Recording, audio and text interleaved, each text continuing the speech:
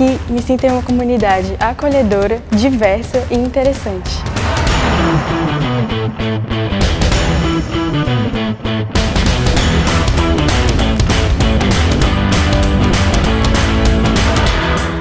Eu gosto muito de sentar com os meus amigos, a gente conversa e compartilha as experiências que a gente teve ao redor do mundo.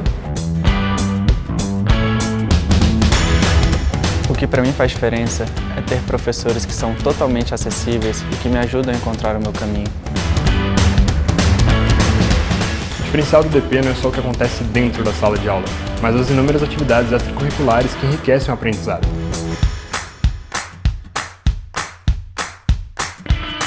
Aqui encontrei colegas que são inspiração, tanto pelo que pensam quanto pelo que fazem.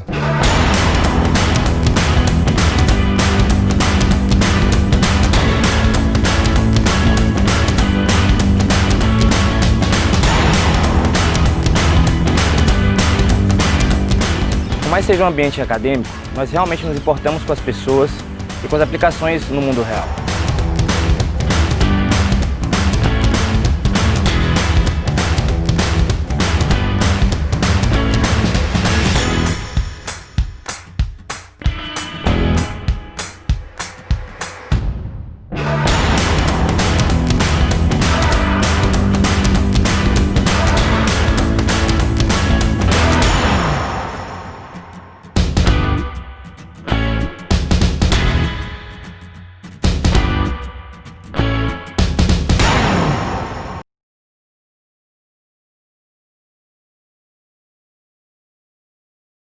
Só repassando um pouquinho nos conteúdos que a gente já abordou,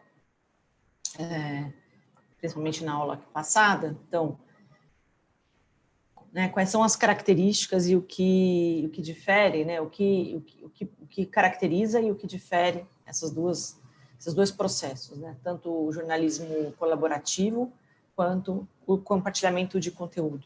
Então, entendemos por jornalismo colaborativo iniciativas como o próprio site jornalismocolaborativo.com, a revista Asmina, Nós Mulheres da Periferia, os Jornalistas Livres e Mídia Ninja, que são dois coletivos muito conhecidos nacionalmente, que cresceram aí nos últimos anos, mais especificamente nos últimos 8, 7 anos, A gente viu ontem também que a maioria deles tem a origem muito simultaneamente, foi no momento em que, não coincidentemente, mas houve também uma potencialização das redes sociais e das ferramentas das redes sociais, a construção de sites, de blogs, ficou tudo muito mais acessível, e o que permitiu esse tipo de iniciativa crescer e se sustentar de uma forma muito sólida, Então,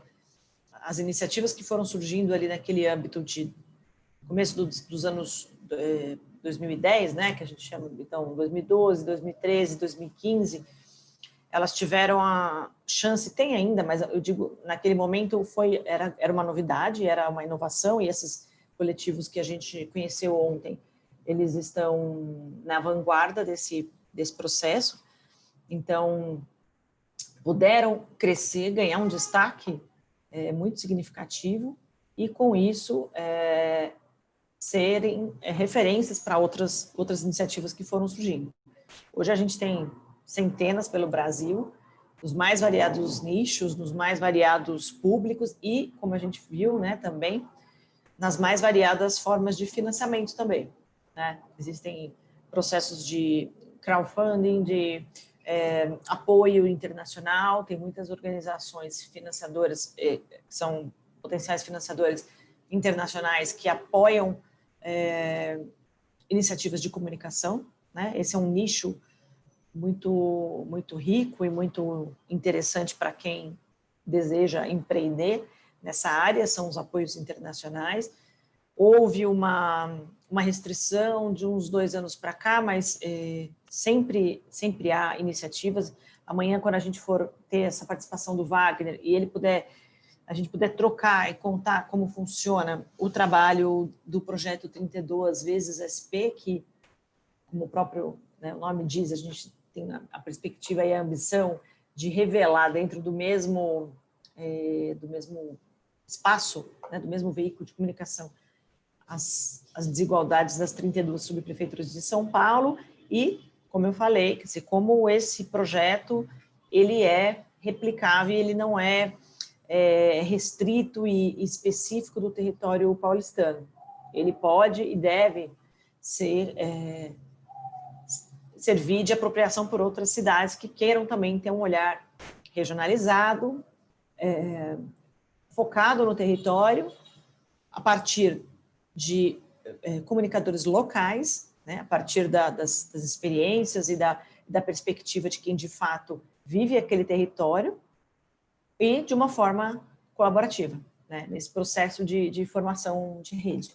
Então, o exemplo do 32 é muito rico nesse sentido, né? O ano passado, eu e o Wagner tivemos a oportunidade de percorrer o Brasil em várias cidades, por uma demanda também que eu vou contar mais para frente hoje, para contar como esse processo se dá, né, na prática, esse trabalho, e isso ajudou a inspirar muitas iniciativas em grandes cidades, principalmente, porque as grandes cidades têm mais essa demanda e mais essa carência de um olhar mais apropriado, né, um olhar, de fato, que gere essa representatividade que o jornalismo local, que o jornalismo próximo da população, mas com esse viés da cidadania, ele exige. Então, retomando aqui, a gente mostrou também iniciativas que não são veículos jornalísticos, mas que se propõem a difundir conteúdo de forma colaborativa, né? Então, tanto aquele site Comunicação contra o Corona e o Práticas de Eleições Melhores do Pacto pela Democracia, eles têm esse mesmo formato, essa mesma base. Então, são organizações que decidem criar um ambiente, né, uma plataforma, enfim, depende ali da ferramenta, isso tanto faz, mas criar um ambiente muito simples e muito fácil de ser compreendido, não necessariamente feito por jornalistas, que não têm a ambição de ser um portal de comunicação no sentido estrito, né, de ser um veículo jornalístico, mas sim ser um espaço de compartilhamento de conteúdo aberto, né, de um espaço que tem os seus filtros. Então, a gente lembra daquela plataforma das eleições, das iniciativas que ajudam e ajudaram nesse ano eleitoral a população a escolher seus candidatos, né, a pesquisar, a ter boas práticas de eleição, né? Então, você tem ali os filtros e as pessoas podiam procurar por interesses específicos, mas claro que isso demandou um crivo e uma estrutura, uma articulação dos organizadores que, inclusive nesse processo de categorização, no que cada iniciativa pode atender, né, os interesses do leitor. Então, isso sim é um crivo editorial, mas não é um crivo jornalístico no sentido de que os conteúdos eles não passam por uma edição, né, numa revisão jornalística propriamente dita. Eles passam por uma curadoria e eles são apresentados das formas variadas, diversas e respeitando a autoria e a autonomia de cada iniciativa, de cada autor, né? Isso é uma questão muito importante quando a gente fala em comunicação em rede, né? Em alguns momentos, esse filtro, esse processo de adaptação, de formatação, ele tem, de fato, um caráter que ele é um processo jornalístico, ele tem um fluxo, né, de formação de comunicação, da formatação, mas em outros momentos a proposta é exatamente que ele revele a diversidade, e ao revelar a diversidade ele tem que respeitar os diversos formatos, as diversas origens, e essa é a riqueza desse grande mosaico que algumas iniciativas pretendem a fazer, né?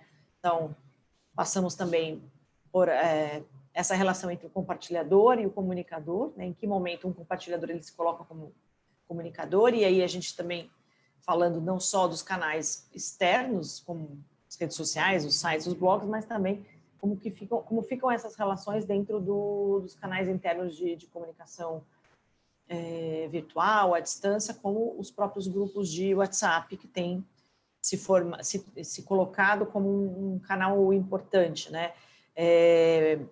Abrindo um parênteses nessa questão do WhatsApp, eu tenho visto, inclusive, grandes organizações e grandes, por exemplo, universidades públicas que estão usando canais de WhatsApp, grupos de WhatsApp, para todo um processo de gestão, não só de comunicação com alunos. Eu mesma estou fazendo disciplinas na Unicamp, na pós-graduação, e a comunicação tem sido direcionada para o WhatsApp. Isso é uma coisa muito recente, muito nova, das últimas semanas. E aí eu comecei a perceber que isso também, e conversando diretamente com a professora, porque a disciplina que eu faço ela é exatamente de análise do discurso, e a professora tem uma especialidade em analisar o discurso das redes sociais e todos os processos argumentativos e de construção do texto, né? Então, acaba virando essa metalinguagem, aí a gente discute sobre os próprios canais, né? Então, num primeiro momento, logo que a pandemia se instaurou, o melhor recurso escolhido pela própria professora e para o andamento das aulas foi um grupo de WhatsApp, por exemplo, né? Um grupo privado de WhatsApp, em que ela era moderadora ali, a coordenadora, a administradora, animava aquela rede e colocava conteúdo, abria para esse intercâmbio, e isso fazia parte do nosso currículo, da nossa atividade pedagógica. Então, a gente tinha que postar, comentar, e muitas das atividades foram sendo feitas dentro daquele ambiente. Isso é uma novidade e é uma inovação no universo acadêmico, porque isso jamais, acadêmico, principalmente nas universidades públicas, por exemplo, né? Até pouquíssimo tempo atrás isso era inimaginável. E não é só uma questão da pandemia, não é só uma questão do trabalho virtual, é uma adaptação também a um processo que é muito mais colaborativo. A universidade sempre esteve muito fechada ao retorno dos alunos no sentido de troca mesmo, de interatividade, que é o que a gente vai falar daqui a pouco. Então, uma coisa é a participação, outra coisa é a interatividade, são conceitos diferentes. Então, essa abertura, e depois a gente usou isso em sala de aula, enfim, acabou virando um objeto de análise, de entender como, durante o curso, né, e é um pouco do que a gente vem fazendo aqui nesse microcosmo do nosso curso, mas eu sinto que cada vez mais a gente, né, como professor, enfim, vai ter que se adaptar a essas mudanças no percurso, a essas adaptações, a essa instabilidade que uma ação tão tradicional, uma relação tão tradicionalmente estabelecida como a relação entre professor e aluno, ela acaba passando pelas mudanças que a gente vem vivendo, e isso se transformando de fato numa relação muito mais horizontalizada. Então, eu dei esse exemplo da Unicamp porque por meio de uma rede social, né, que no primeiro semestre a gente usou Facebook, e hoje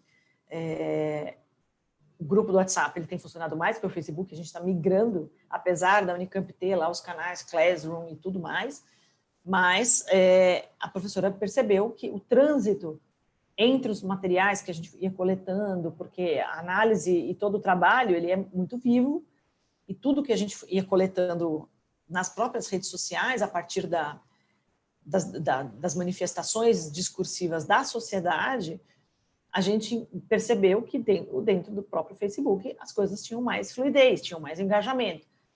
E aí, uma das análises que a gente fez depois, durante esse processo, foi a diferença justamente entre a participação e a interatividade. Então, os conteúdos das aulas seguintes, eles eram, inclusive, decididos ali no próprio Facebook. As atividades que, claro que a gente ainda está falando de uma estrutura formal e cheia de procedimentos e que está enraizada, né, na nossa cultura e tudo mais. Então, não é que todas as regras foram abolidas, mas o processo, por exemplo, de avaliação, de nota, de participação, foi feito via Facebook mesmo. Então, ela propunha ali olha, isso aqui é interessante para a gente fazer uma análise do discurso X e vamos lá. Cada um eu vou acompanhar aqui, vamos engatando os conteúdos e a gente vai, inclusive, fazia parte do nosso processo essa troca. Né? Então, é diferente, e eu tive dificuldade no começo, porque aí você fala, como é que eu adapto uma linguagem para a rede social? Então, aqui, quando eu fizer um comentário, né, a gente analisou centenas de memes, por exemplo, né, memes,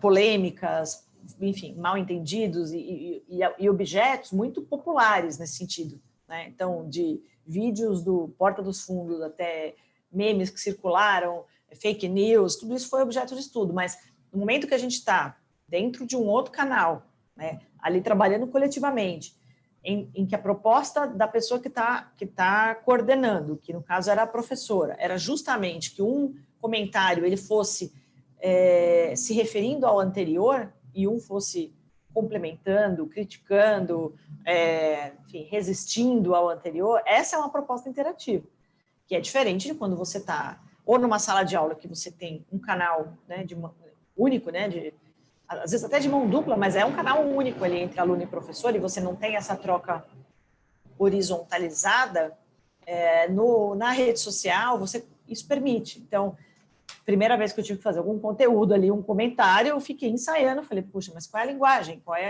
E aí você percebia as nuances e as pessoas também tentando se entender naquele momento. Então, tinha gente que entrava já com uma linguagem super das redes sociais, cheias de emojis, cheias de jargões das próprias redes, e outras pessoas entravam de uma forma super formal e cheia de referências e citações, e aí começou a ter essa discussão bem prática, né? Puxa, mas se eu tiver uma citação, onde é que eu coloco? Porque tem os vícios dos canais.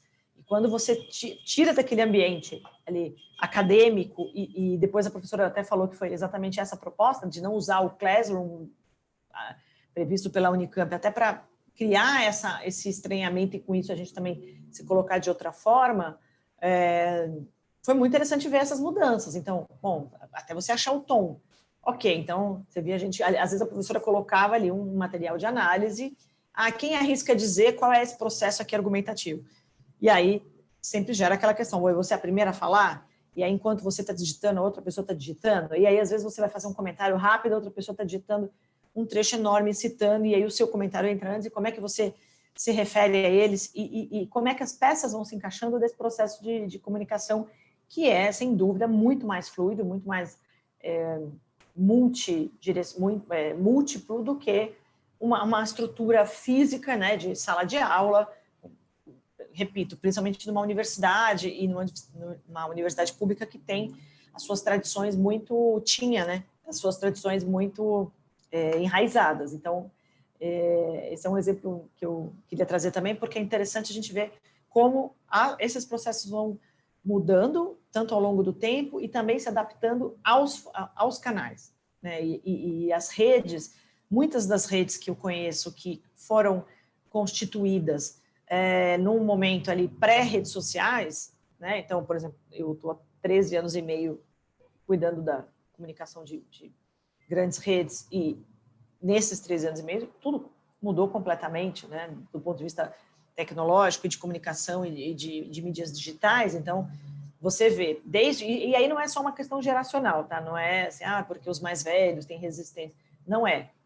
Né? Conheço algumas lideranças que já estão ali. Aliás, eu conheço uma que já está chegando nos 90, fez 89, esses dias, e que tem canal do YouTube, também foi se adaptando e tem uma atividade em redes sociais brilhante, mas, claro, via de regra, tem uma questão geracional, obviamente, que isso impacta, mas não é o principal fator.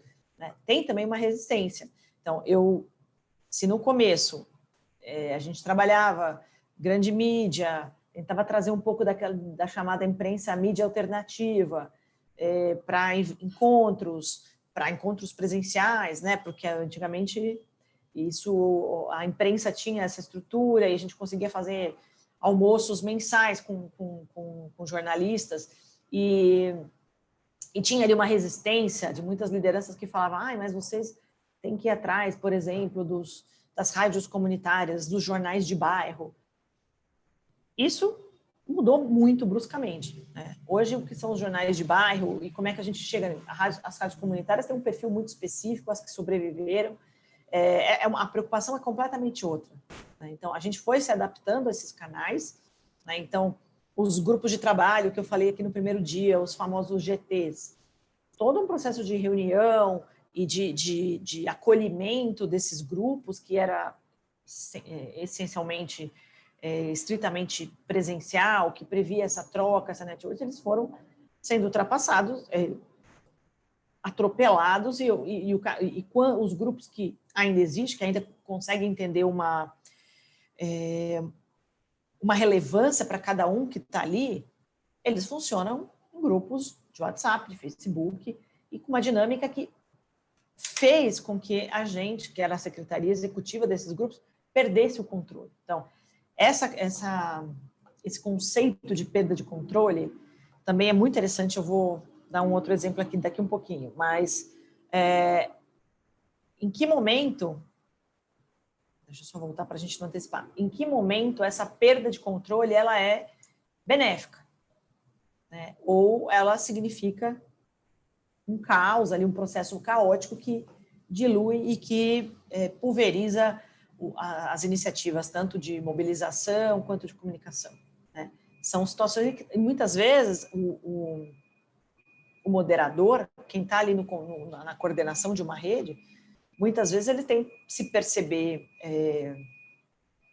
não vou dizer desnecessário, que é uma palavra muito forte, mas perceber que o seu papel ali naquela animação, naquele grupo, ele já foi cumprido, né? E que não necessariamente você precisa continuar colocando as pessoas em contato, né? Que as pessoas já conseguem trabalhar sozinho, né? Eu dei um outro exemplo ainda ligado à nossa São Paulo, quando a gente colocou dentro para sentar literalmente, né? Porque a gente estava falando de um mundo presencial, de frente a frente, numa mesa de trabalho, duas organizações que nunca que acompanhavam a Câmara Municipal, Câmara dos Vereadores, todos os dias.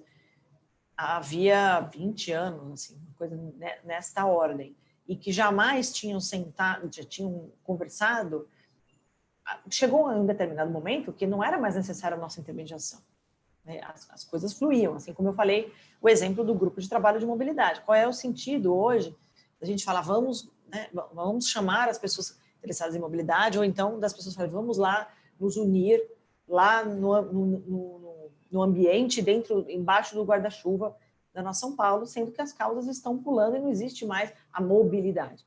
Existe causas, existe a questão da velocidade, existe a questão das ciclovias, existe a questão do transporte público, existe uma série de desdobramentos, e mobilidade passou a ser um tema totalmente transversal, né? Então, e aí é o momento de quem está intermediando e moderando essa rede se afastar e perceber que as coisas estão caminhando sozinho. Então, isso até parece uma dinâmica um tom professoral, às vezes a gente, mas não é, porque funciona no momento que você tem essa sensação de que, ok, meu papel aqui, eu falei ok, o Google ativou aqui, meu papel aqui é dar corda nesse trabalho e animar e colocar as pessoas em contato, agora não mais, e eu cumpri o meu papel e vamos ali começar a impulsionar outros temas. Oh, meu Deus, gente, desculpa, mas o Google...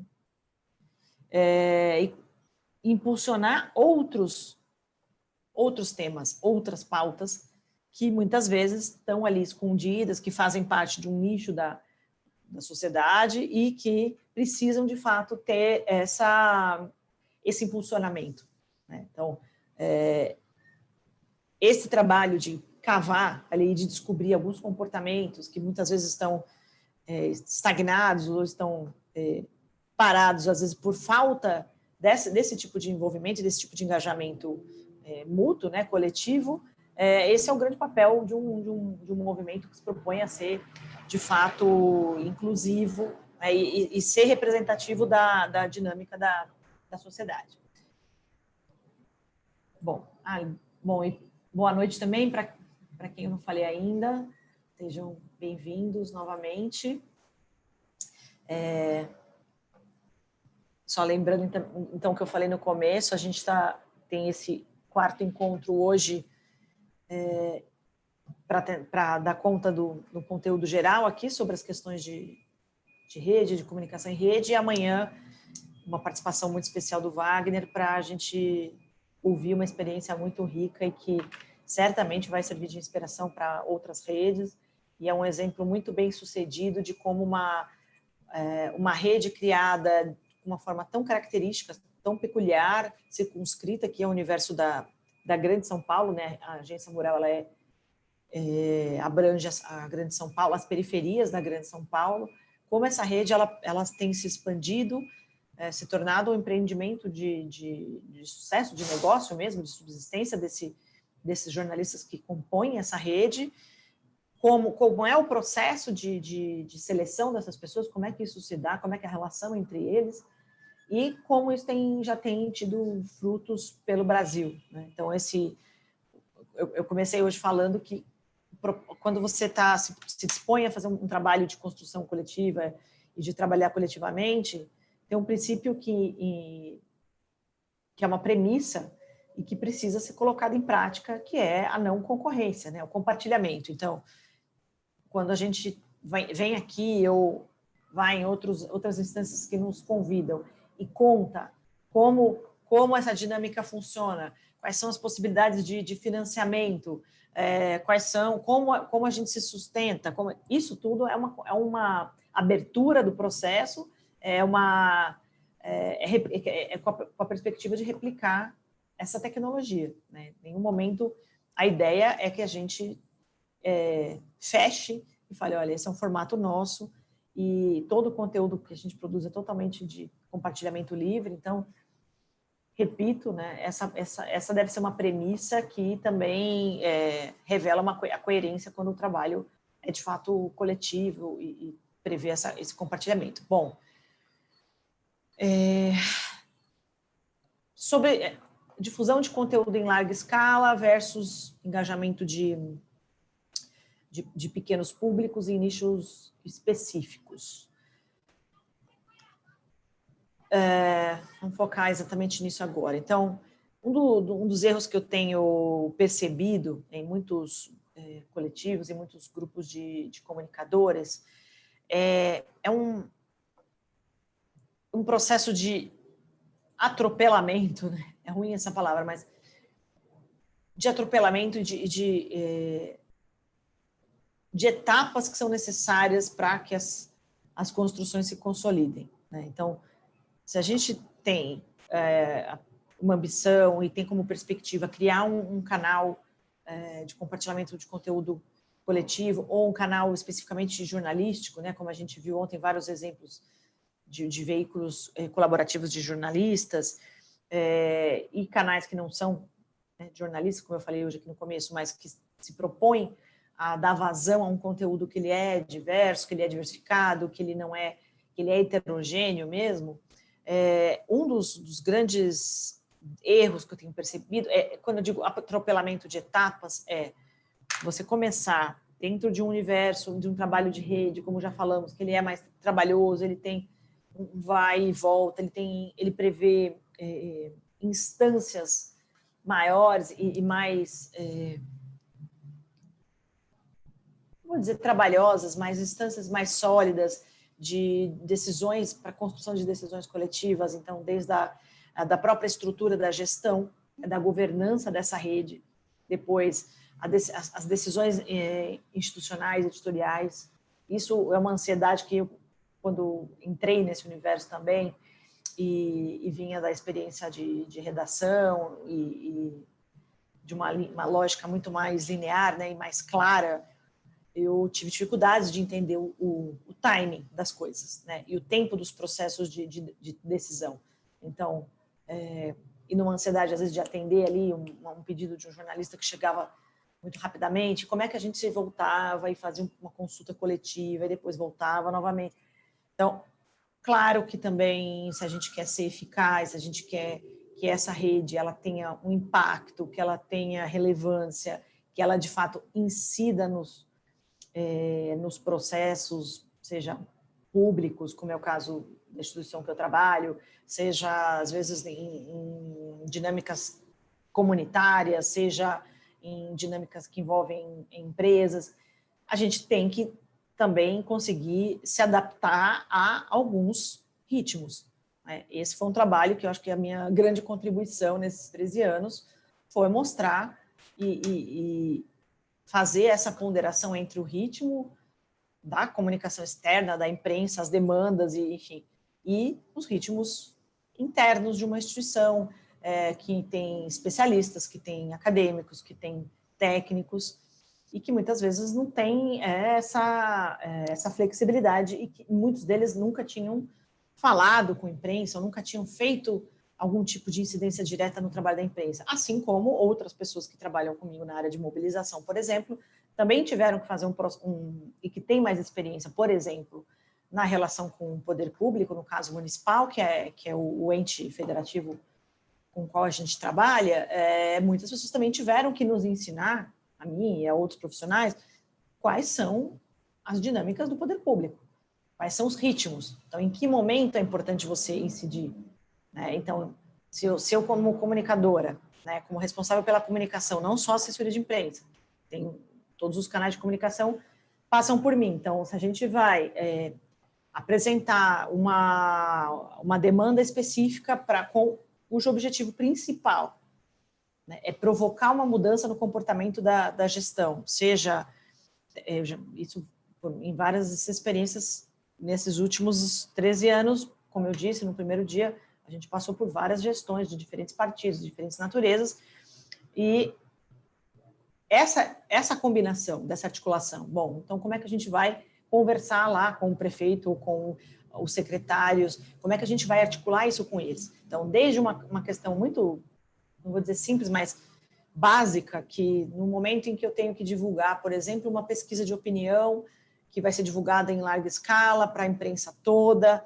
Então, com a imprensa, eu sei qual é o sistema de trabalho previamente estabelecido, previamente determinado pela instituição e por mim, nesse trabalho que não é um trabalho rápido, como eu disse, mas que foi combinado. Então, a gente não vai passar nenhuma matéria exclusiva para ninguém, nenhum material, a gente vai priorizar, vai divulgar de uma forma totalmente democrática, todo mundo vai ter o mesmo espaço. Claro que eu, como jornalista, quero que tenha uma larga escala, quero que as pautas que eu divulgo saiam na Globo, saiam na Folha, saiam no Estadão, mas a gente tem, por princípio, dar espaço para todo mundo. As outras pautas também, muitas vezes, nos ajudam a fomentar essa divulgação nos grandes veículos. Enfim, esse ritmo, então, eu sei lidar. Bom, a gente vai mandar esse material com embargo.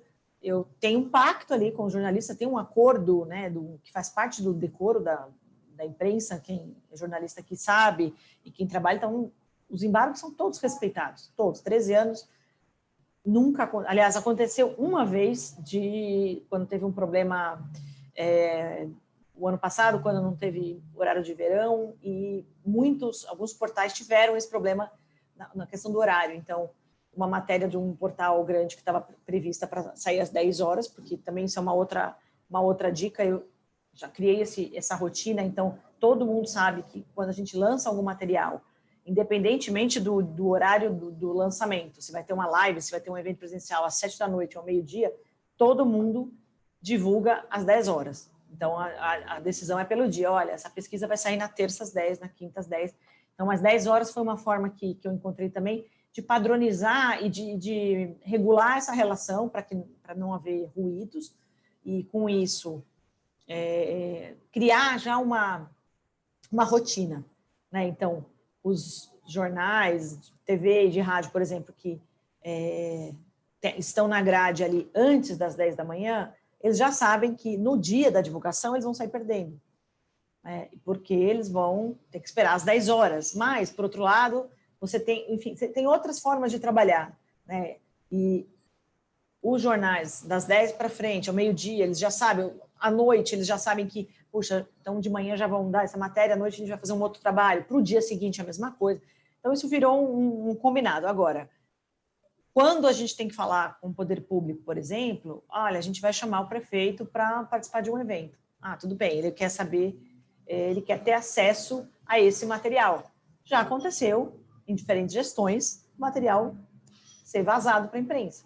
E aí não foi nenhuma quebra de pacto de jornalistas, foi o próprio assessor, o secretário passou para a imprensa, porque não entendeu essa dinâmica.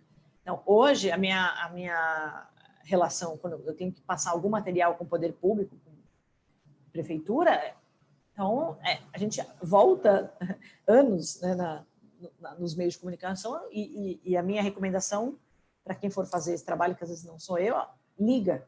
Então, assim, vamos ligar e falar, olha, os resultados são esses, estão embargados, mas só para você se preparar para o evento, para não ter nada registrado. Então, são aprendizados que a gente vai tendo, ao longo do tempo, né? E como que a gente vai construindo esses acordos, né?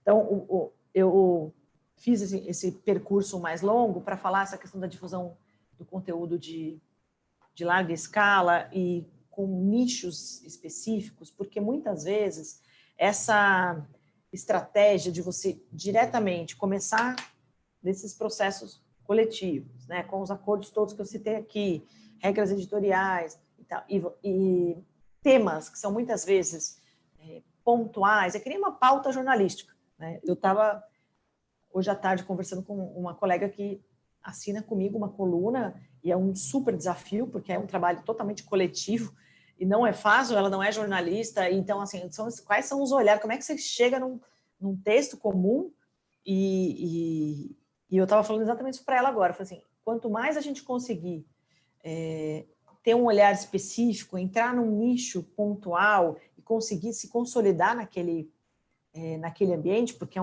uma coluna nova, é um espaço novo, a gente está inaugurando, então as pessoas não nos conhecem com aquela assinatura, naquele espaço, naquele ambiente ali, né? É o mesmo estranhamento que eu tive, como eu contei, num grupo de Facebook de uma disciplina acadêmica.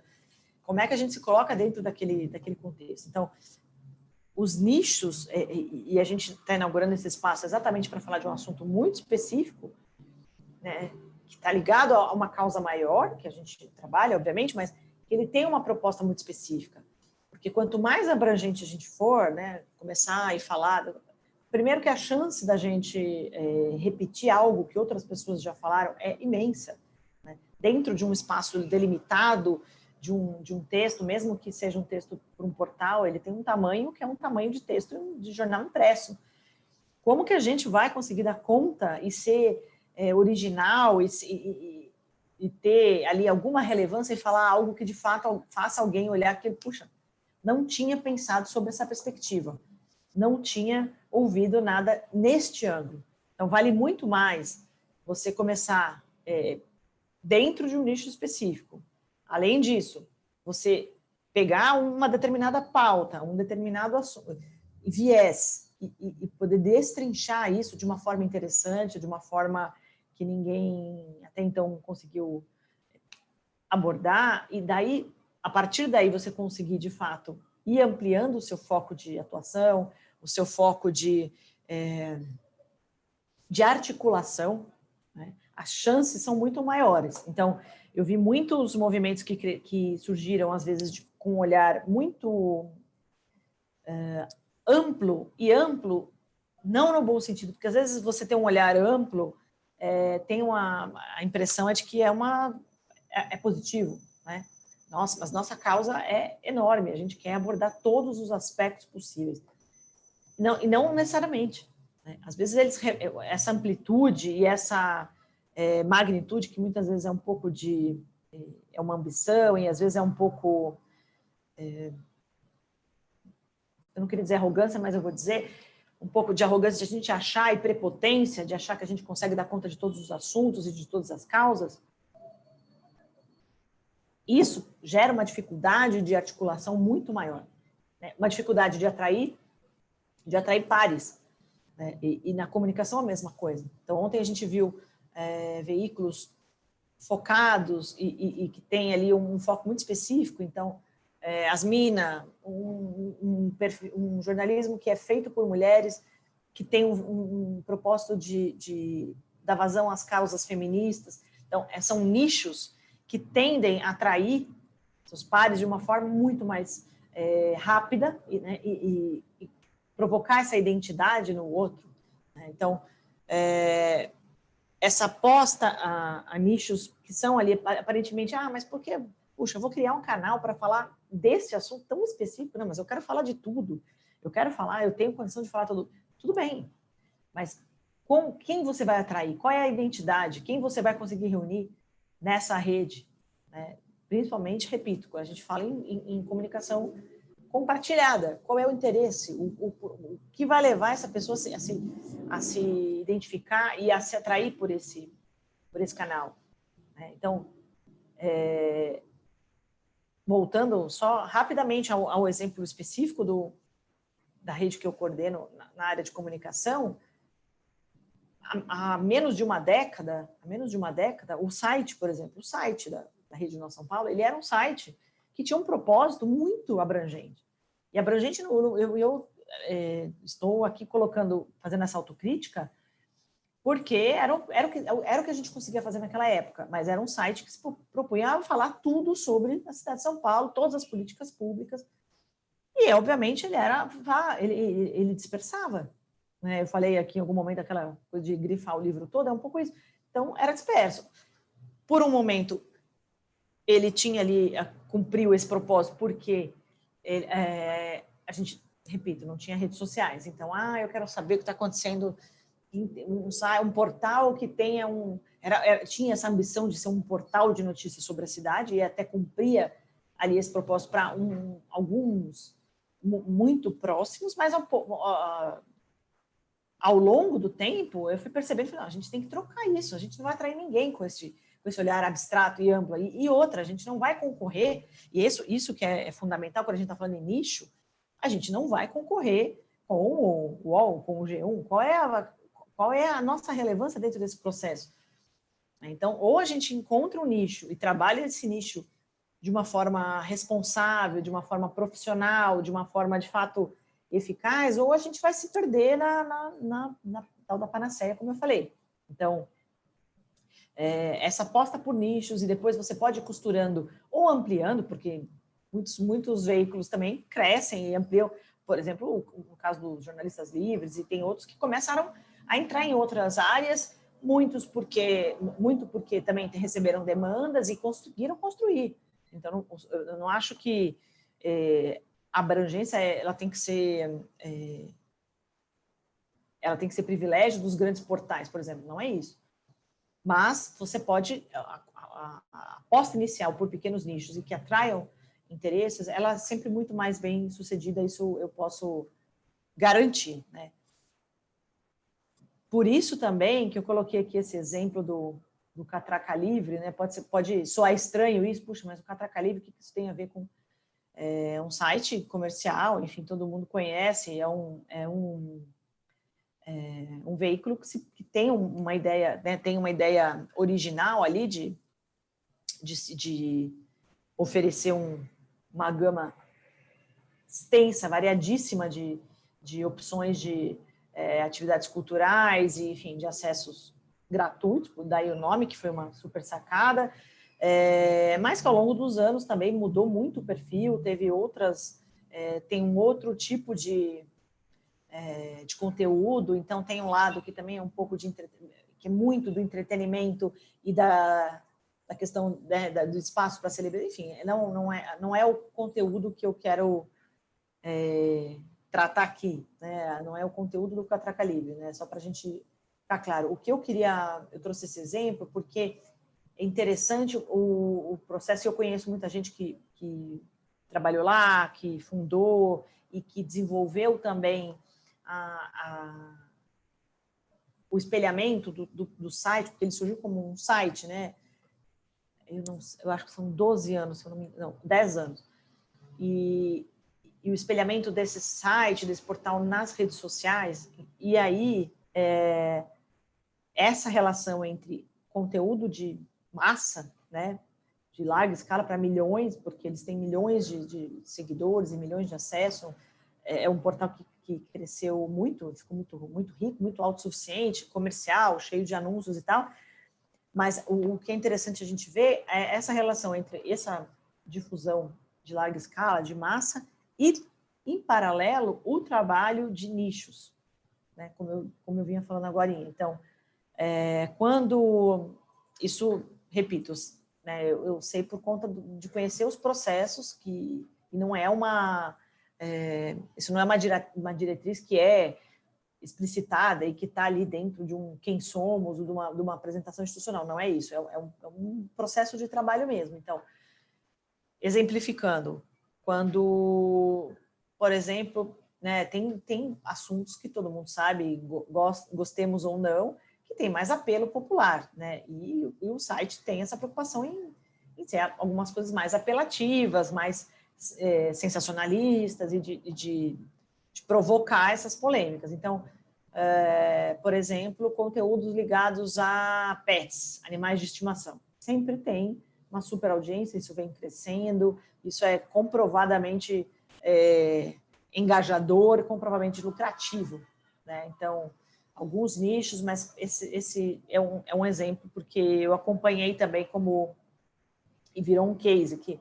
Então, se o site divulgava uma notícia falando, às vezes era uma denúncia, uma crítica, às vezes era uma coisa mesmo, até uma questão policial envolvendo animais de estimação, ou uma coisa mais pueril, ali uma matéria mais fofa, ali mais alto astral. Qual era a estratégia? Então, eles publicavam, né, no site, enfim, davam ali os destaques necessários e toda a construção da home, que é um trabalho jornalístico muito perigoso, muito de uma grande responsabilidade e muito técnico, né, e é um trabalho matemático, literalmente matemático, porque você tem que encaixar e baseado no que tem de retorno, do que dá mais audiência, do que dá menos, e é o tempo inteiro, é uma construção estilo bolsa de valores, esse processo não para, né, ele é simultâneo.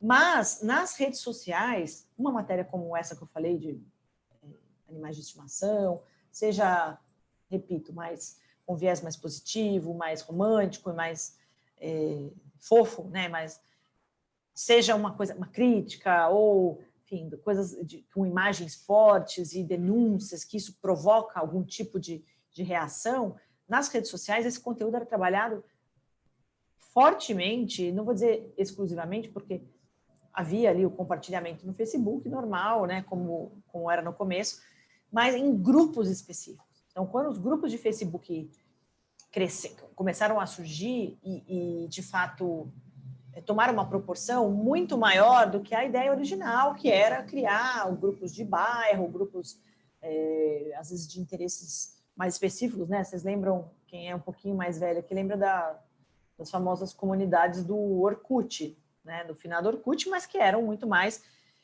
nas brincadeiras e tinham ali algum tipo de interesse comum que se juntavam naqueles nichos. Mas o Facebook, os grupos do Facebook, eles tinham e alguns funcionam bem até hoje, muitos, né, assim, com esse propósito de atrair interesses comuns, né, com um propósito de prever essa interação. Então, uma coisa é que você tem uma comunidade no Orkut de, sei lá, pessoas que gostam do chocolate e tal.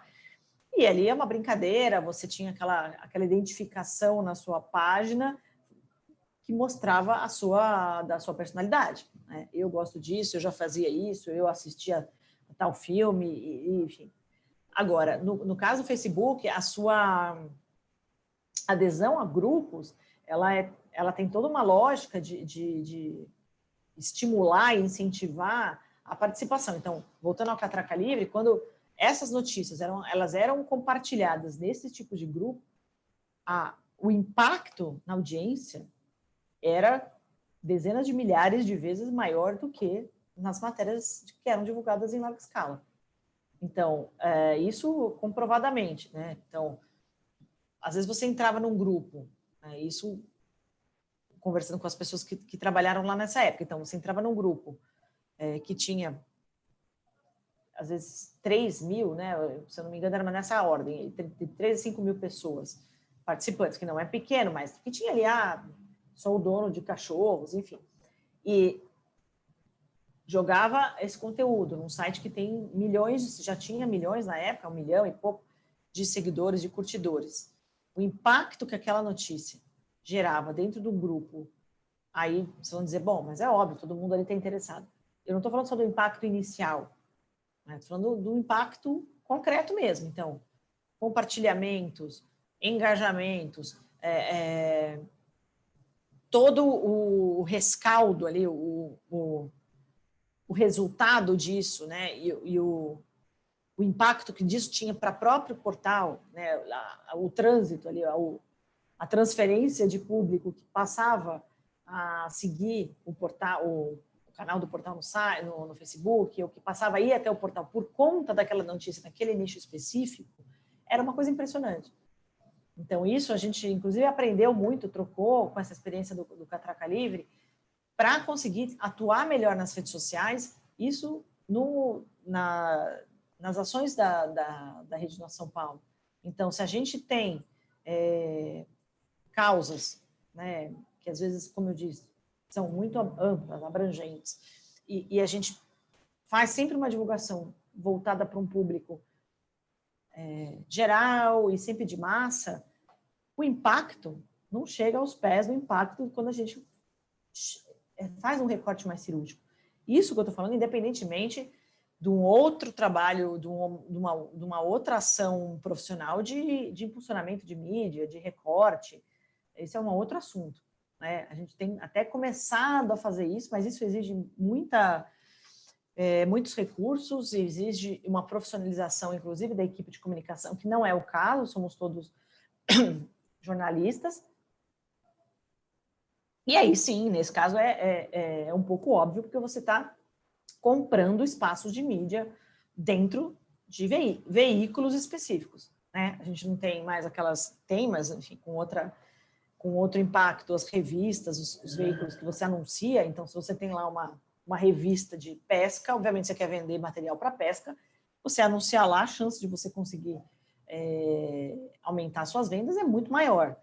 Mas no universo das mídias digitais, das redes sociais, essa costura de público é esse mesmo trabalho, só que ele é muito mais difuso, ele é muito mais caro, né, porque ele ainda é caro, né, é difícil você chegar naquele público específico, você consegue fazer alguns recortes de gênero, de faixa etária, enfim, quem segue tal coisa, por semelhança de interesse, por afinidades, mas não um recorte ultra cirúrgico. Então, as apostas ainda de um ponto de vista orgânico, elas podem ser feitas, né? Eu estou contando isso porque isso pode ser feito nessa perspectiva dos grupos mesmo, e das páginas que têm interesses muito específicos.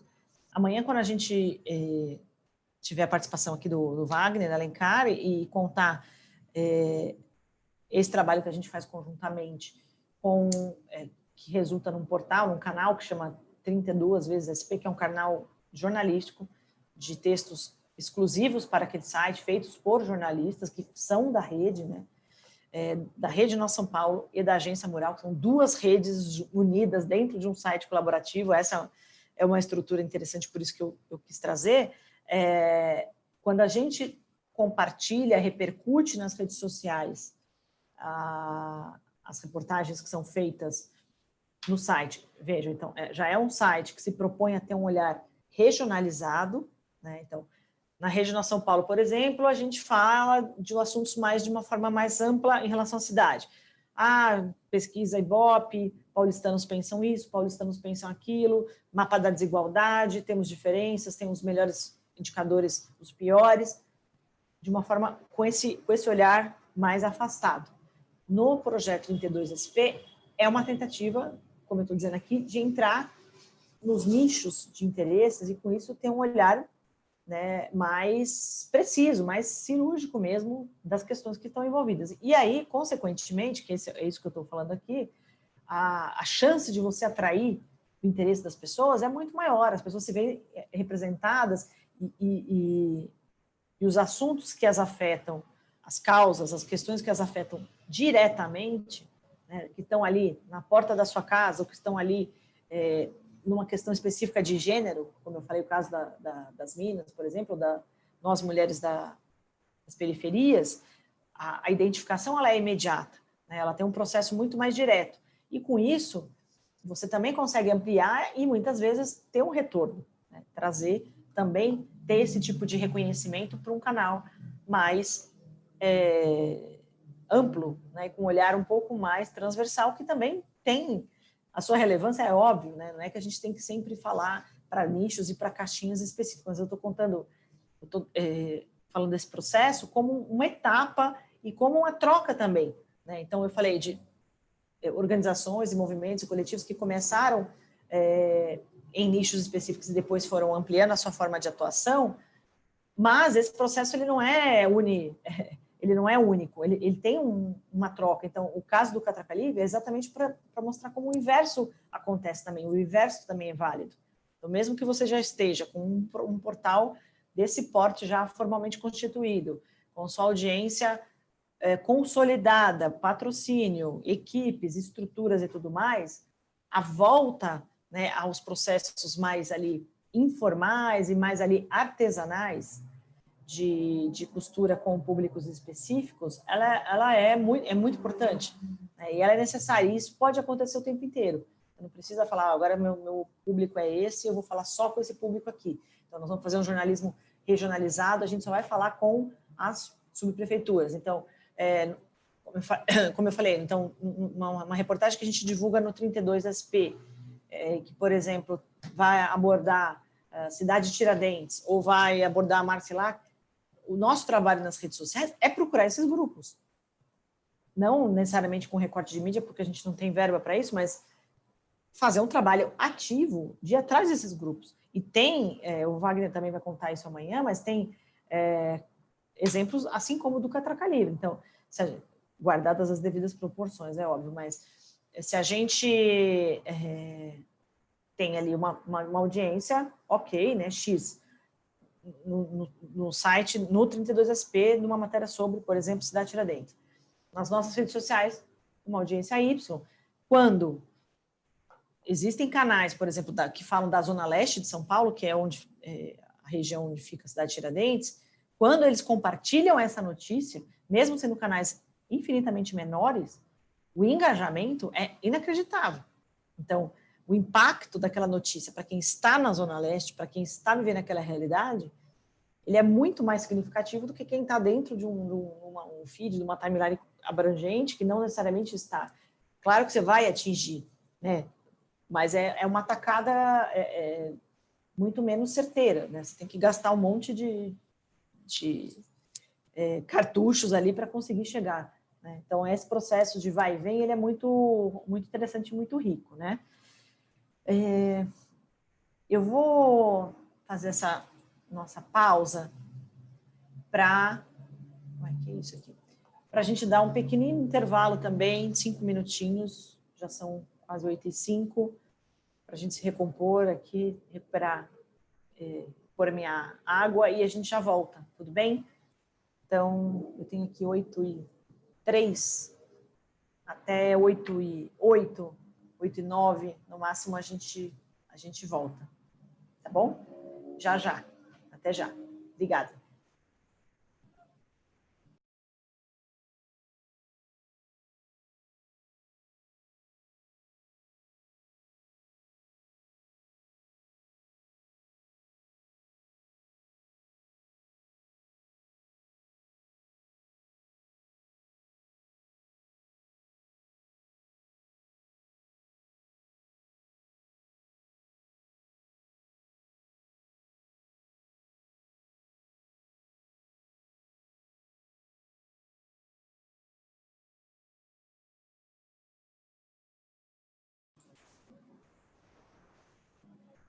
Olá, pessoal, vamos voltando.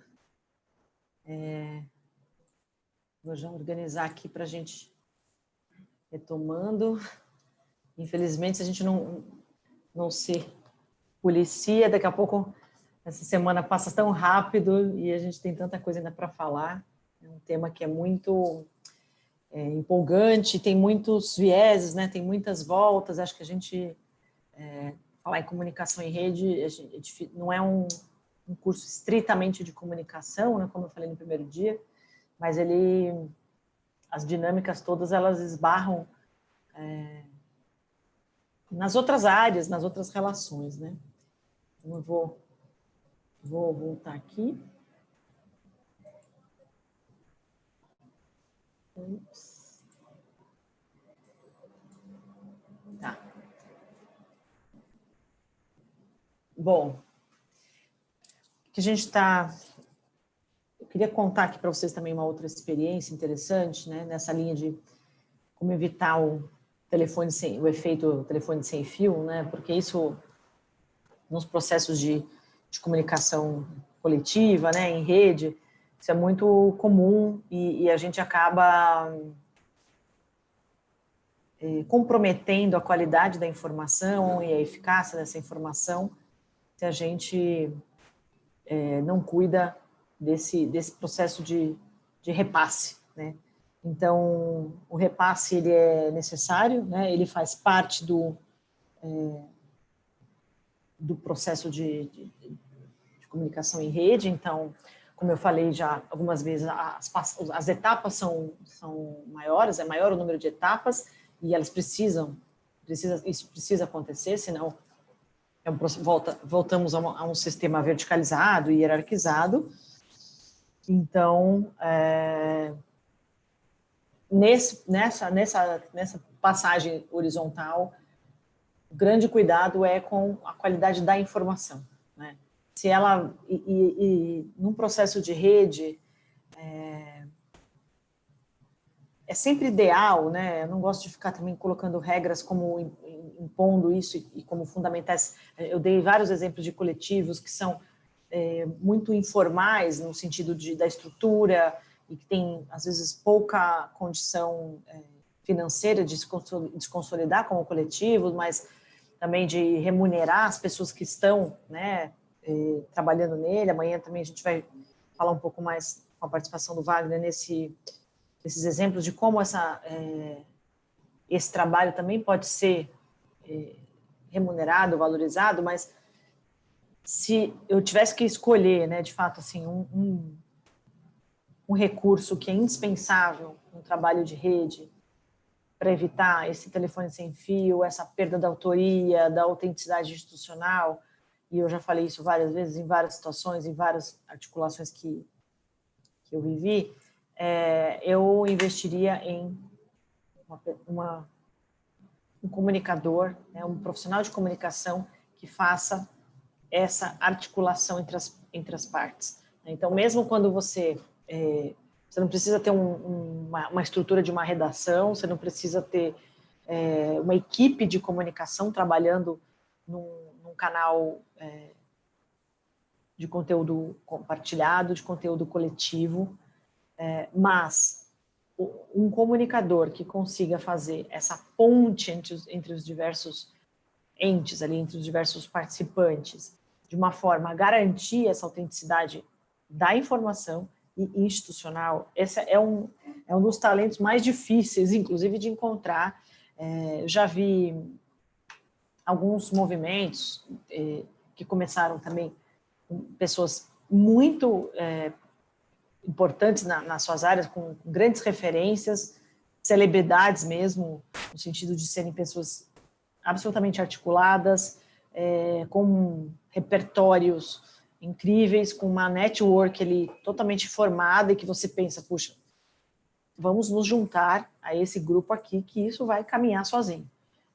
E, via de regra, não caminha sozinho, porque é preciso a figura do moderador, do animador da rede, e se esse moderador ele tiver uma predisposição, não precisa ser um jornalista formado na universidade, não é isso, mas se ele tiver uma predisposição, uma experiência de comunicação, e que ele consiga apurar informação, não é só para você fazer uma reportagem, não é só necessariamente para você escrever um texto, mas apurar a informação, né? Por isso que eu estou falando essa coisa do telefone sem fio, e reportar, né? E trazer e levar essa informação entre os participantes da rede, isso é um talento que ele advém da comunicação, sim, né? E ele pode ser construído por vários profissionais, mas ele precisa ter esse status de um comunicador, intermediador, moderador, e ele precisa ter autonomia para trabalhar com isso. Então, ele precisa saber, os participantes dessa rede, por mais que eles tenham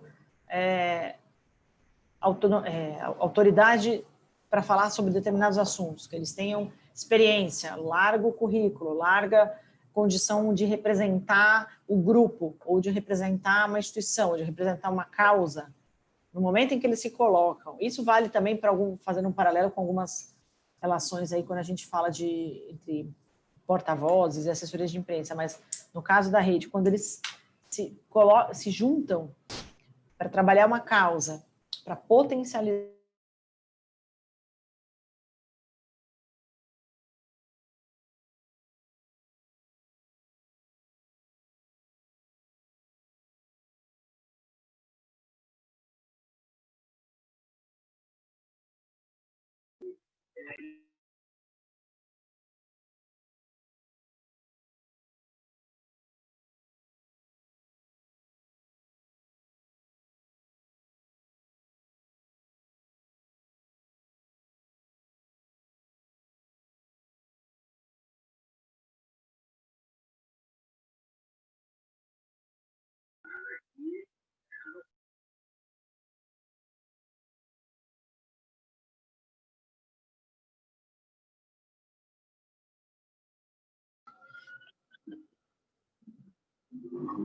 Pessoal, vocês estão me ouvindo? Eu tive um problema aqui no meu computador. Desculpem, ele está reiniciando, travou tudo completamente aqui. Eu estou pelo celular, mas já estou abrindo aqui. Me deem 2 minutinhos, por favor. Tudo bem, professora? Tudo bem. Obrigada.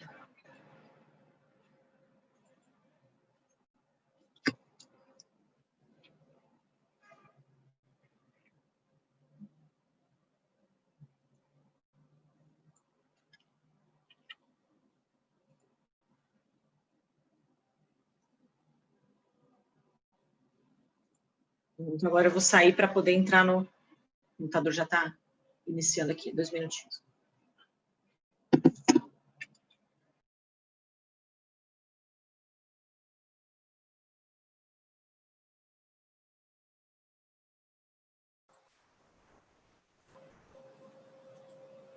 Voltei, gente, desculpem.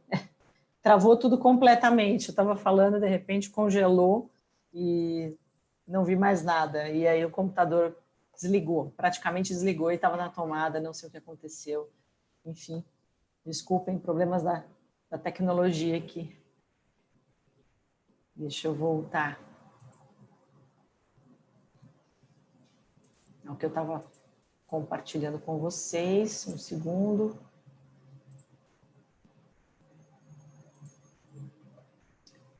Share screen. Bom, vamos lá.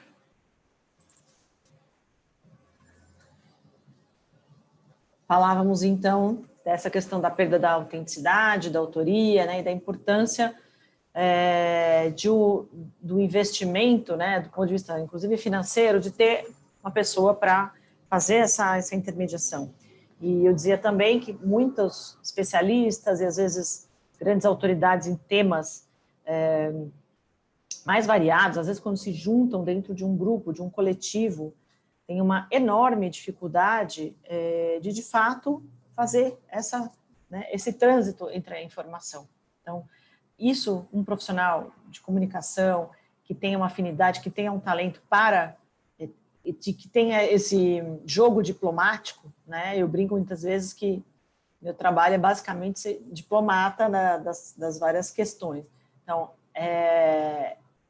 tem sido, e eu posso garantir, tem sido um dos grandes fatores de sucesso de muitas coalizões que começaram ali ou em algumas questões sazonais, né, em momentos de campanha ou momentos pontuais, e quando não havia essa pessoa, quando não tinha esse profissional atuando, as coisas, primeiro, ou acontecia de você ter também muitas vozes nem sempre concordantes, né, e que divergiam em muitas ações, isso é totalmente natural, mas que estavam numa condição, num patamar e numa situação num posicionamento que não permitia envolver o outro, né, ter esse retorno, esse processo dialógico de receber a informação que vinha do outro que estava ali dentro daquele coletivo, reformular aquilo e, com isso, tomar decisões. Então, de fato, muitas organizações que eu vi chegavam num impasse, né? Exatamente no impasse, e aí o próximo passo é se esvair, né? A chance de continuidade é muito pequena, né? A gente fez a partir dessa experiência de São Paulo, né, da Regional São Paulo, outros movimentos semelhantes foram surgindo ao longo do Brasil e de uma forma orgânica, espontânea. Não era uma decisão, uma determinação inicial, olha, vamos criar aqui um movimento em São Paulo e com isso vamos... Até tinha uma expectativa, como eu falei no primeiro dia, de que fosse um trabalho que gerasse exemplaridade. Essa era uma palavra que a gente usava sempre desde o começo, que a experiência de São Paulo fosse exemplar, mas não era não estava nos planos, no planejamento, essa criação. E os movimentos foram surgindo, se espelhando, e também naquela linha que eu falei agora há pouco, de como você também, a partir do momento que você se dispõe a trabalhar em rede, a trabalhar o coletivo, a compartilhar, uma das premissas é você replicar e você dividir os segredos, as fórmulas, as dinâmicas, e que isso seja, de fato, de uso comum, né, que as pessoas possam usar. Então, foram surgindo Nossa São Luís, Nossa BH, outros que tinham outros nomes, mas sem nenhum tipo de relação hierárquica com a gente aqui em São Paulo. Então, movimentos com as suas dinâmicas, às vezes formados por uma pessoa, às vezes formados por uma equipe, às vezes liderados por uma determinada empresa, né, em alguma cidade de uma empresa que falava, eu quero ter um olhar para São Paulo, para a cidade, então eu quero criar aqui, eu quero bancar uma estrutura semelhante, um sistema uma estrutura que me permita ter uma atuação semelhante à que tem a nossa São Paulo em São Paulo. Então, configurações das mais diversas que vocês podem imaginar. Às vezes era a associação comercial da cidade, que barulho. Às vezes a associação empresarial, e cada um com uma característica muito peculiar, né? Muito peculiar.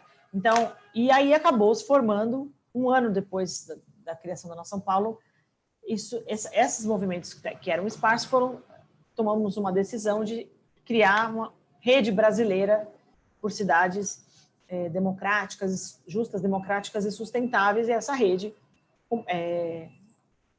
reunia esses movimentos. Então, um processo totalmente horizontal, então, e aí é uma rede diferente da rede Nossa São Paulo, que como eu contei, tem uma estrutura, uma secretaria executiva com funcionários e que estão ali animando essa rede o tempo todo. A rede brasileira, ela nunca teve uma secretaria executiva fixa, contratada especialmente para isso.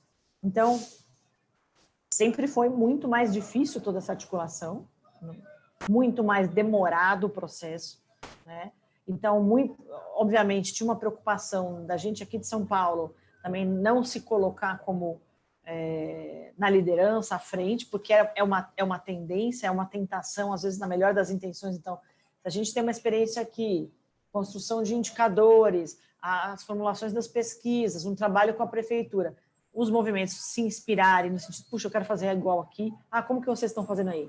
E a gente mostrar essa tecnologia sem também ter um caráter de imposição, sem ter um tom professoral, como que isso, essa transferência de conhecimento, como ela pode se dar sem que seja, de fato, de novo, uma relação vertical, né? Então, eu estou contando esse exemplo porque foi muito interessante. Tem sido, essa rede existe ainda, e por vários, dentro desses 12 anos de atuação, ela teve características diferentes, ela teve estruturas diferentes que, em muitos momentos, provocaram esse efeito telefone sem fio, e em muitos momentos conseguiram ter impactos interessantíssimos de comunicação, né? Porque tinha ali uma pessoa ou uma estrutura mínima de comunicador que estivesse fazendo esse meio de campo, né? A palavra é essa, é meio de campo, mas com um olhar cuidadoso, técnico, né? Não é só um leve trás, porque esse leve trás vai gerar o efeito sem fio, né? O telefone sem fio, ele vai perder a autoridade, vai perder a autenticidade, vai perder a autoria, ele vai perder a qualidade da informação. Então, não é só um leve trás, né? Porque isso, os canais, enfim, você tem a tecnologia substituir. Mas como eu falei, o processo de apuração da informação, de transformação, de depuração, e aí como é que você leva para o outro e como é que você troca. Então, essa é a interatividade. E na rede brasileira aconteceu muitas vezes esses altos e baixos, boas experiências e más experiências. Então, quando a gente tinha uma pessoa, que no caso a gente só teve condição de ter uma pessoa trabalhando e fazendo isso, os impactos, inclusive a incidência política das ações que eram decididas ali naquele grupo, tiveram uma repercussão infinitamente maior. Então, essa pessoa fazia o quê? Bom, primeiro, você tem que criar uma agenda constante e muito rígida e fazer um esforço sobre-humano para que essa agenda não seja relegada ao segundo plano. Hoje não dá, hoje não dá, hoje não dá, hoje não dá. Porque o difícil, né, quando você está tratando de, nesse caso, por exemplo, são movimentos que estão ali com as suas preocupações, milhares de preocupações locais, tá? Procurando financiamento, procurando formas de sobrevivência. Em que situações, em que momentos eles vão parar, né, dar uma pausa nas suas agendas locais e olhar para o coletivo, né? Então, o que vai levar essas experiências isoladas voltarem para o coletivo? Então, essa pessoa que está ali naquele papel de meio de campo, de articulador, ela tem esse papel de provocar. Puxa, o que vocês estão fazendo aí? Olha, tem essa reunião. Mas hoje eu tenho tal coisa, mas hoje... Olha, é importante para troca. Então, tem um lado também que aquela parte tem que ter interesse ali, tem que perceber que dentro do coletivo ele vai ter mais força. Já foram realizados inúmeros projetos com bons financiamentos por conta deste coletivo, né? Do ponto de vista da comunicação, saíram pautas muito interessantes. Então, quando que estou aqui em São Paulo, faço parte desta rede, mas não sou a administradora ali, né? Não sou a moderadora. Eu tenho alguém a quem me reportar, se eu preciso, por exemplo, se eu quero construir uma proposta de pauta para incidir na imprensa, e ali eu tenho, na rede eu tenho gente que está atuando em Belo Horizonte, em Recife, em Salvador, eu consigo ter um ponto de apoio ali, um ponto focal, que vai me ajudar nessa coleta de informações, ou vai falar, olha, puxa, eu estou pensando em fazer uma pauta, sei lá, coisa mais simples.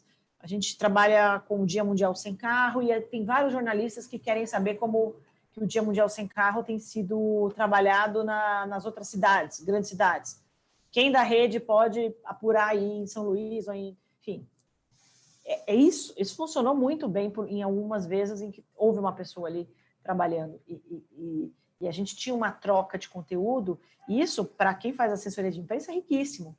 Porque você entrega já de mão beijada ali para o repórter uma apuração nacional, né? Você tem vários repórteres e várias pessoas que estão ali no campo e que podem oferecer essa informação de uma forma muito privilegiada, porque a gente tinha, né, em Belém do Pará, no Sul, no Centro-Oeste, enfim, em todas as regiões do Brasil, no Rio, São Paulo, Minas e tal, gente que estava no dia a dia das cidades e acompanhando as políticas. Então, você construir uma pauta que vem daqui, mas que ela consegue ser construída coletivamente, como eu estou exemplificando, isso só é possível se você tem, de fato, alguém fazendo essa moderação, né? Depois, outros exemplos surgiram a partir da rede brasileira.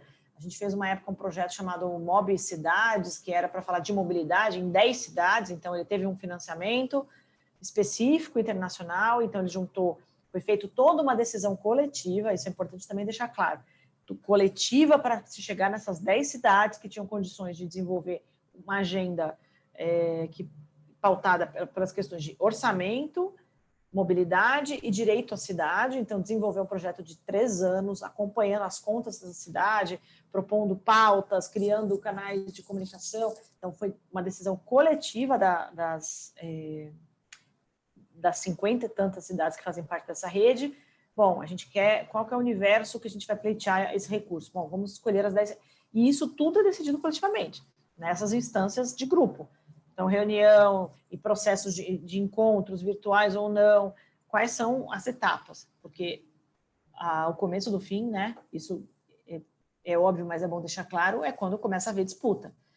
Se você tem um coletivo em que as cidades estão disputando recursos, atenção, visibilidade o tempo inteiro, isso não vai se consolidar. E esse processo da rede brasileira é muito interessante porque, claro, já aconteceram problemas, não é nada assim tudo totalmente lindo e perfeito. Então, teve movimentos que saíram, teve, enfim, brigas e problemas ali, de gente também que queria muito ter um interesse muito direto. Olha, eu estou aqui parte dessa rede, mas eu quero saber quando que isso vai ter benefício para mim. Gente que estava ali porque queria procurar um emprego, queria mudar de carreira, o que não é nenhum problema, mas esse não pode ser o objetivo final, né? Isso pode ser uma consequência de um trabalho bem feito, de uma indicação. Então, mas na maior parte do tempo, essas decisões coletivas, inclusive para favorecer as outras cidades, de perceber, não, nesse momento, aquela cidade está precisando mais de financiamento do que a minha porque eles perderam, isso é uma riqueza ímpar e que advém também de uma maturidade, né? Uma maturidade para o trabalho coletivo, para o trabalho em rede. Esse é um processo de quando as pessoas também e a cidade já atingiram esse nível de maturidade, né? Bom, eu vou dar uma corrida, senão a gente vai perder aqui, enfim. Esse é a abertura aqui da rede brasileira, que eu estava contando como funciona. Uma coisa que é interessante também, só para não perder, como era um processo muito orgânico, muito fluido, né, de estrutura, então não tinha ali uma secretaria executiva. Quando tinha essa pessoa, como eu falei, isso facilitou muito. Era uma pessoa que trabalhava ali sozinha, que estava sediada num dos movimentos, mas que fazia essa ronda por todos. A gente criava, enfim, processos de comunicação tradicionais e simples, né? Então, um canal no Facebook para a rede brasileira. E aí era naquela linha do compartilhamento de conteúdo, como outras experiências que a gente viu ontem. Então, não havia um crivo, um processamento jornalístico para cada conteúdo que chegava das cidades, né? Havia ali uma curadoria e uma preocupação muito grande e importante com o equilíbrio da divulgação dos conteúdos que a gente... E essa administração desse Facebook, por muito tempo, ficou... quando não havia uma pessoa contratada para isso, ficou em São Paulo, e a gente acabou assumindo isso em muitos momentos, mas... Então, para alimentar aquele Facebook, todo mundo tinha acesso, então, sei lá, Ilhéus, Salvador podia entrar lá e publicar uma notícia, mas tinha alguns critérios que eram muito importantes. Então, não adianta, o critério básico primeiro, você não vai compartilhar num Facebook ou num canal que ele é coletivo, uma questão que diz respeito somente à sua praça ali, ao seu momento, ou muito factual, ou muito pontual, muito conjuntural, né? Mas tem que ser algo que interessa a todos. Então, essas entre outras tantas regras e diretrizes, mas da parte de quem estava ali responsável por ter um olhar de comunicação para aquele canal, é claro que nem sempre era eu, às vezes tinha alguém que trabalhava comigo, e eu sempre dava essa orientação, olha, deixa os movimentos colocarem, publicarem, né? Muitos não tinham jornalistas trabalhando, então tinha uma questão de linguagem, que às vezes a gente tinha que acertar e sugerir algumas correções, mas de uma forma sutil, mas o que a gente tem que prezar e priorizar é o equilíbrio. Então, se é uma rede totalmente horizontal, que tem essa proposta de dar visibilidade como um todo, aqui o equilíbrio é fundamental.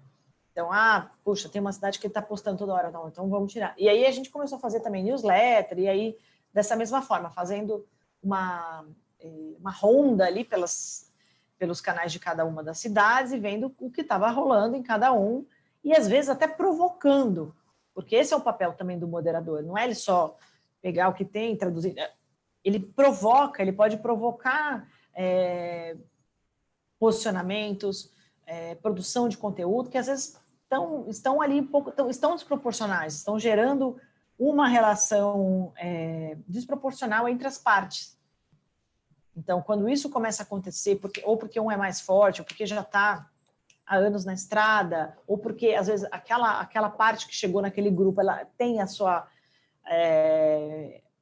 tem ali um bastidor forte de comunicação que está ajudando também a dar, não só de comunicação, tem uma estrutura, tem um secretariado, e aí ele chega na rede de uma forma desproporcional. Então, o papel desse moderador também é ter esse olhar, né, para garantir um equilíbrio entre as partes. Isso, às vezes, acaba sendo ficando como uma atividade secundária, mas é fundamental, é fundamental.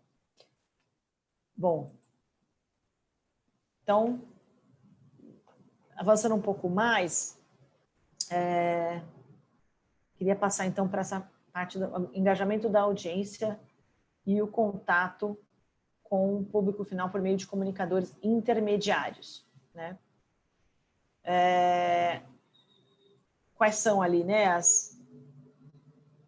relação entre, primeiro, o engajamento da audiência, né, a interatividade e a participação social, quais são as semelhanças e as diferenças entre os conceitos. Isso é super importante para a gente entender qual é o propósito, né? Lá no comecinho eu falei inclusive da minha dissertação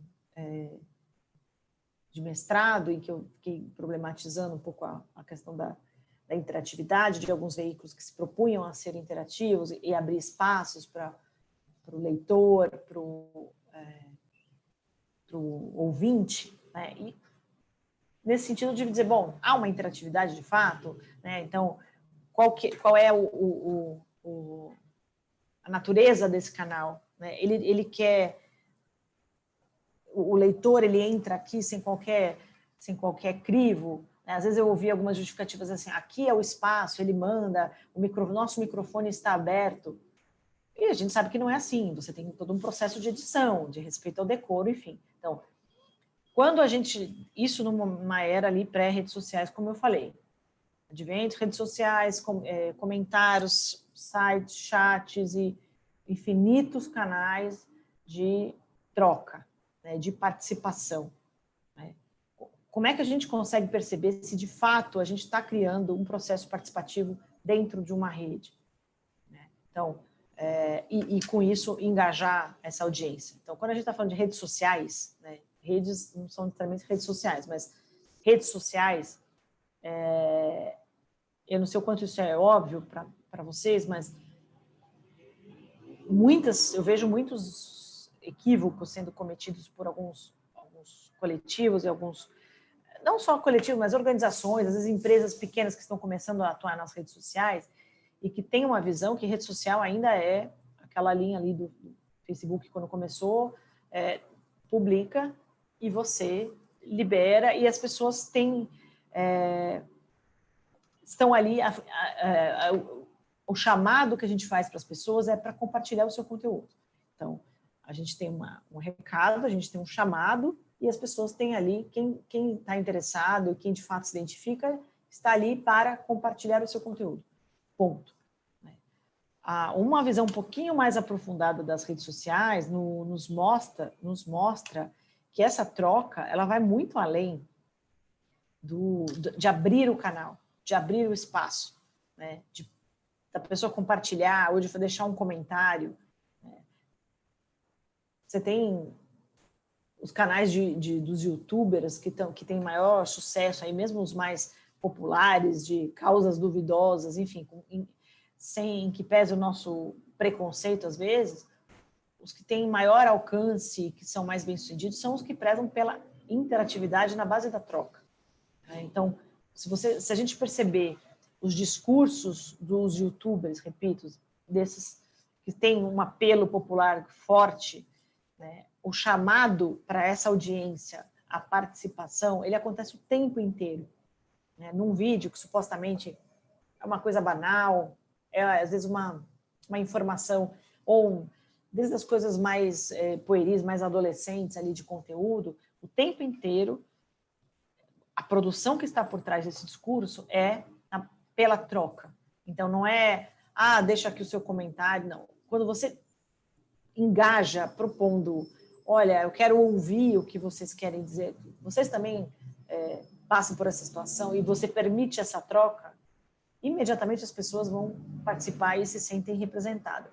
Estou falando isso exatamente nessa questão dos youtubers, mas isso vale para qualquer rede social mais formal, mais séria, podemos dizer assim. Então, uma coisa é abrir para comentários, né? A gente quer que as pessoas comentem no nosso post, mas qual é a troca? Qual é o investimento que a gente dá para qual é o tempo que a gente despende respondendo esses comentários, né? Informando.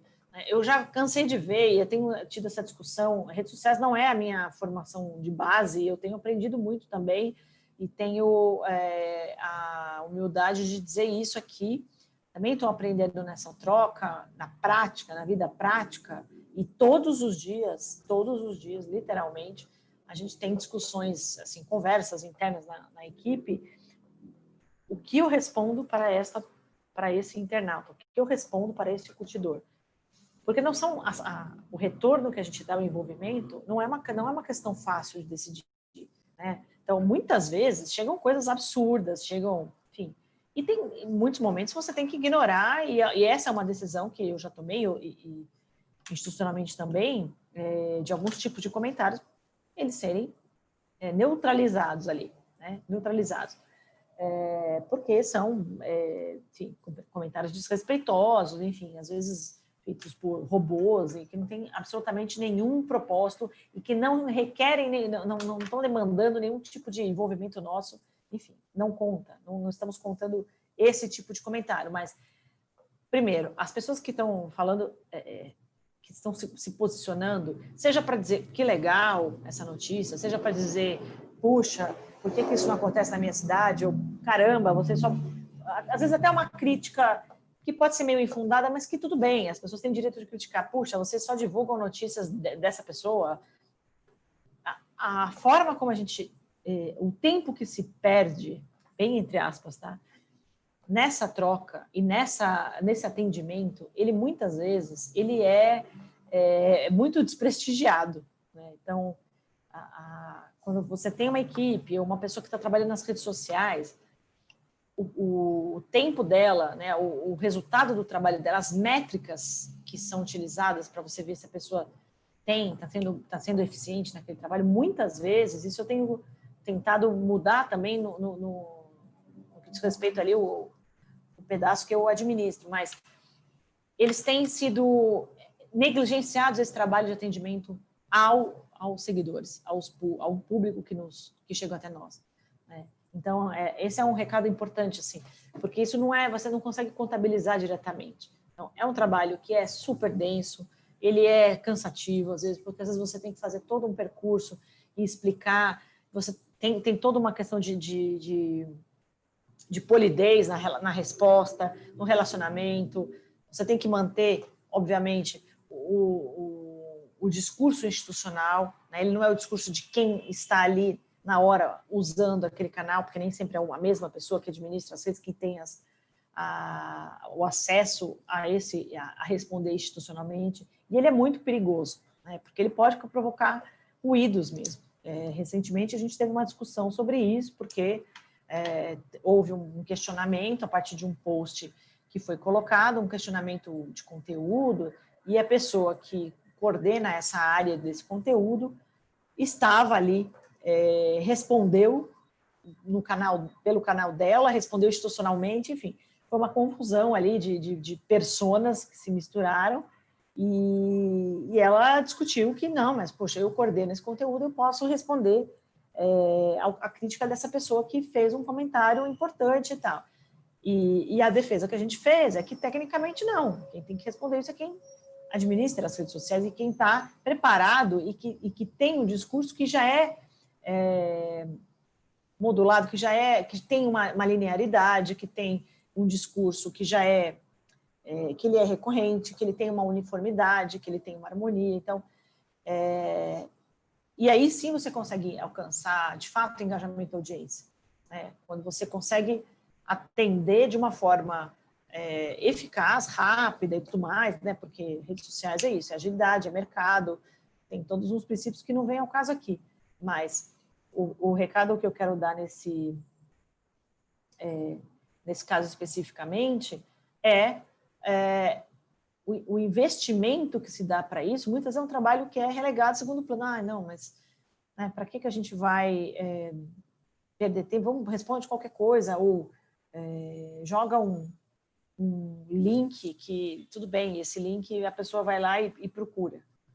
E não é isso, né? Então, é importante a gente perceber também que esse envolvimento, esse retorno, ele é muitas vezes a base de um engajamento, porque quando a gente está falando, né, que aí é um pouco do que eu vou colocar agora, né, de comunicadores intermediários que constroem de fato, esses nós, né, que se constroem, que se consolidam como esses nós de representação, que são multiplicadores, muitas vezes eles vêm a partir de uma aproximação com um leitor, com um ouvinte, com alguém da audiência que foi se juntando à rede e que conseguiu perceber um retorno que foi dado, num atendimento que foi de fato satisfatório, que propiciou uma troca real, que provocou naquele receptor, né, naquela pessoa que você estava, naquele interlocutor, uma reação de credibilidade, né, e de troca. Muitas vezes esses próprios leitores, interlocutores, eles se constituem como nós de representação, como multiplicadores, né?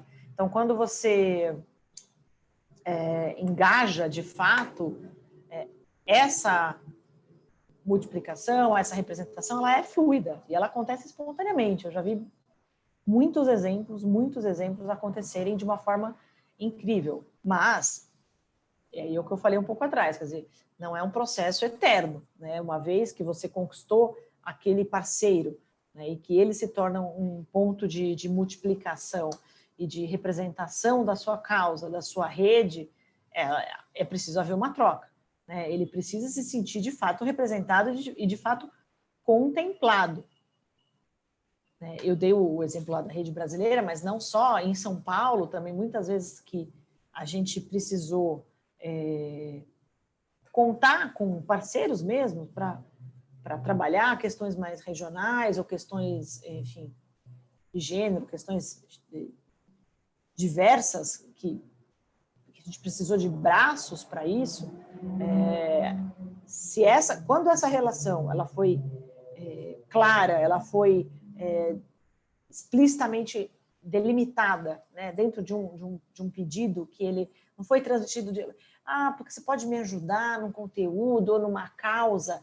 Esse processo de pedir ajuda, por mais que a rede, que o movimento seja informal, que ele tenha um caráter voluntário, né, que ele tenha um caráter assim, ativista e militante, ele tem que ser uma relação que é uma relação profissional, mesmo que não remunerada, né? Ela tem que ser uma relação honesta e transparente nesse sentido. Então, olha, a gente precisa que vocês nos apoiem, e aí, enfim, tem vários verbos aí, várias formas de comunicação mais eficazes que podem não provocar ruídos e não provocar resistência, né? Porque, como eu falei, uma coisa é você falar, pode me ajudar a fazer uma coisa que é para mim, outra coisa é você dizer, olha, você pode... Já que você está envolvido nessa causa, já que você também espontaneamente se sente contemplado por ela e concorda com essa ação que a gente está desenvolvendo, ou isso tem algum tipo de interesse seu, particular ou profissional, ou da sua região, e repito, isso não é nenhum problema, não é ilícito. O problema é quando você não deixa essas regras claras, né? Então, você fazer esse tipo de demanda e de solicitação, sendo que há, de fato, uma troca, esse retorno, certamente, ele vai ser muito mais honesto. E isso vale, eu não estou falando só para nós de representação ou multiplicadores, pessoa física, né, ou quem está ali na ponta, ou de uma forma muito artesanal, não é isso só. A gente tem há muitas histórias bem-sucedidas e bons exemplos, boas práticas, né? Depois, se vocês quiserem, posso citar alguns também amanhã e a gente voltar a eles, de colaborações entre grandes organizações, entre grandes redes, né? Porque houve um chamado, houve um pedido para, claro, com um pedido respeitoso para esse envolvimento, para esse engajamento, e uma outra organização, que às vezes é até maior do que a que você está ali representando, ela se sente parte daquele conteúdo e se torna, de fato, um multiplicador da causa que vocês estão construindo coletivamente. E aí, às vezes, até gera outros resultados, outros frutos a partir dali, né? Então, se começa... Tem camadas que vão sendo construídas, que elas, já falei, elas não são estanques, né? Elas não são via de mão única, elas têm um vai e volta, mas são camadas. Então, um processo de engajamento, primeiro de abertura, né? Isso é o básico, acho que todo mundo aqui sabe que a gente está falando de aberturas. Então, primeiro a abertura, depois você ouvir, né? Um processo de escuta, que não há troca se você não tiver escuta. De escuta, de retorno, de processo de devolutiva, né? Quem está acostumado aqui com as dinâmicas da gestão pública sabe que um dos grandes instrumentos de participação e de retorno são as audiências públicas. Mas também nesses muitos anos aqui de estrada, já vi muitas audiências públicas totalmente monológicas, unidirecionais, que, inclusive, uma estrutura física de eu falo, vocês ouvem, e é isso aqui, e vão embora. Então, e que não funcionam. Obviamente não funciona. Então, tem toda uma estrutura ali, uma dinâmica que, se não for muito bem colocada, elas não servem como tal, não cumprem a função desse instrumento, né? Então, como uma boa audiência pública, tem que prever a troca, tem que prever o espaço, tem que prever a identificação, tem que prever esse retorno, e uma audiência pública bem feita, como eu já também vi algumas, um processo de participação popular em formulação de políticas e tal, ele prevê essas devolutivas, inclusive, né? Ter uma devolutiva é um mecanismo que faz parte da participação, né? De você voltar. Eu já vi experiências de poder público voltar, fazer uma rodada de audiências públicas pela cidade toda, ouvir todo mundo, compilar, receber, incorporar, registrar, e aí entender. Tudo tem que ser incorporado? O que todas as pessoas querem da cidade? Não. Então, para isso que existem essas chamadas devolutivas. Volta, explica, justifica. Olha, isso sim faz sentido, isso não faz sentido, e por que não faz sentido? Processo longuíssimo.